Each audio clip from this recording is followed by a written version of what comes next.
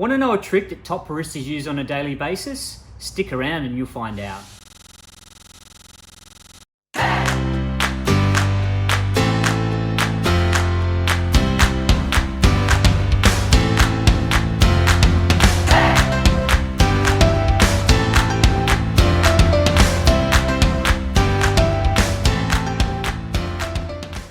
G'day everyone, I'm Joel from Artisti Coffee Roasters, and today I'm going to talk about the order that you serve your drinks in.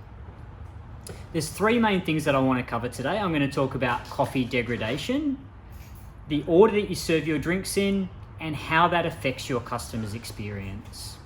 So let's talk about degradation to start off with. So earlier today, I roped in a few staff members and we ran a little fun experiment in our espresso bar. We had a latte and a straight up espresso made, and each staff member tasted those drinks and made notes on it. We then left the same drinks sit for a 5-minute time period, came back, retasted those drinks and made more notes. So broadly speaking, everyone came up with pretty much the same conclusion. Everyone tasted those fresh drinks, and the feedback and the notes that were made on those, whether they were nice, sweet, complex, well-balanced, and positive things. Overwhelmingly, the feedback after 5 minutes on those same drinks were that they were sort of flat, non-dimensional, not as sweet, and definitely not as appealing. The interesting thing that came out of this was the feedback for the espresso after 5 minutes was far worse than what the latte was after 5 minutes. The latte, although it didn't taste as good, hadn't lost as much flavor and didn't get as many negative comments. Now, I suppose the big question that you need to be asking yourself is, how does this affect what I do as a barista in a cafe? The main points that I want you to think about and take out of this is that obviously if you can serve your coffee earlier or quicker, that is going to be a better flavored coffee.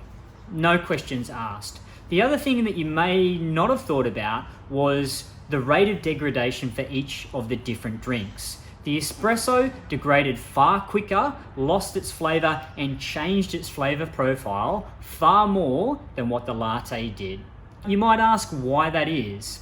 Hey, look, there's a lot of, I suppose, factors that go into that, and it can get quite complicated, but generally, drinks with milk and also a sweeter flavored beverage is going to degrade slower than our straight up espressos or our black, more intense coffees.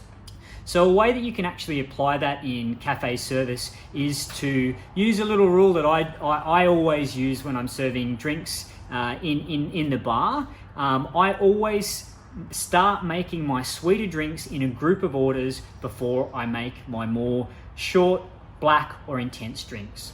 A little example of that is if I had an order of a piccolo, an espresso, a mocha and a latte, the order that I would make those in, I would always make the mocha first. This is your sweetest drink and is going to degrade slower than any of the other drinks. I then follow that up with a latte, piccolo, and finally do my espresso.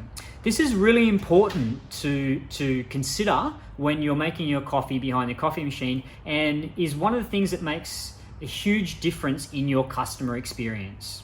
If the customers are receiving these drinks in the best condition that you can, accepting that there is always going to be a bit of time delay between when you're making the drink and when the customer is receiving them, it's going to massively improve the flavor and the overall experience from that customer. So this little rule that I've shared today works definitely for takeaway orders if they're all taken away together, but also for most dine-in orders. One thing to consider with dine-in orders is the way that they're ran to the table, whether that's in groups or singularly, and also the fact that when you're sitting down in a cafe, you want to share your drink together. So as a barista, you just need to consider these things and think about how that customer is going to experience the drinks that you're making. There's a few little exceptions to this rule. One thing I will say, in our espresso bar, we offer a barista breakfast, which is an espresso, a batch brew, and a milk drink. We don't want the one customer to drink their milk drink first, if we made that first, followed by a batch brew and an espresso, because milk can cover your palate and I suppose mute some of the flavors that you're going to get out of a nice light roasted single origin. So that's probably one example of an exception to this rule. When we make our barista breakfast in our espresso bar, we always serve our espresso first, so that can be enjoyed with a nice crisp clean palate, followed by your batch brew and finished with your milk coffee.